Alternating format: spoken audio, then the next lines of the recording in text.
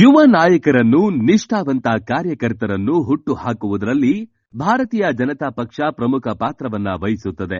ಕಾರ್ಯಕರ್ತರಿಂದಲೇ ಕಟ್ಟಿರುವ ಪಕ್ಷ ಬಿಜೆಪಿ ಅತಿ ಹೆಚ್ಚು ಯುವ ಸಮುದಾಯವನ್ನ ಹೊಂದಿರುವ ಏಕೈಕ ಪಕ್ಷವಾಗಿದೆ.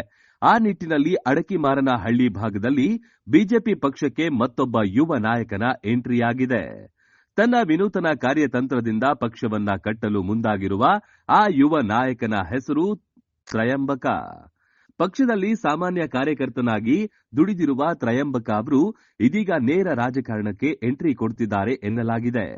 ಸಮಾಜ ಸೇವೆಯಲ್ಲಿ ಆಸಕ್ತಿ ಹೊಂದಿರುವ ತ್ರಯಂಬಕ ಅವರ ಮನೆಗೆ ಶಾಸಕ ಎಸ್ಆರ್ ವಿಶ್ವನಾಥ್ ಆಗಮಿಸಿ ನೂತನ ಯುವ ನಾಯಕನಿಗೆ ಶುಭಾಶಯ ಕೋರಿದ್ದಾರೆ. ಯಲಹಂಕ ಕ್ಷೇತ್ರ ಎಂದ್ರೇನೆ ಹಾಗೆ. ಇಲ್ಲಿ ಸ್ವಾರ್ಥಕ್ಕಾಗಿ ಕೆಲವರು ಪಕ್ಷ ತೊರೆದರೆ ಪಕ್ಷವನ್ನು ಸಂಘಟಿಸಲು, ನಿಸ್ವಾರ್ಥವಾಗಿ ಜನರ ಸೇವೆ ಸಲ್ಲಿಸಲು ನೂರಾರು ಕಾರ್ಯಕರ್ತರು ಹುಟ್ಟಿಕೊಳ್ತಾರೆ.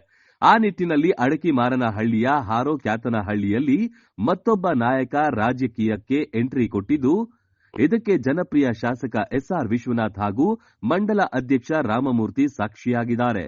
ಯುವ ತ್ರಯಂಬಕ ಮುಂದಿನ ದಿನಗಳಲ್ಲಿ ಬಡವರಿಗೆ ಹಾಗೂ ಪಕ್ಷಕ್ಕೆ ಹೆಚ್ಚಿನ ಸೇವೆ ಮಾಡುವ ಅವಕಾಶ ಸಿಗಲೆಂದು ಪಕ್ಷದ ಹಿರಿಯ ನಾಯಕರು ಶುಭ ಹಾರೈಸಿದ್ದಾರೆ.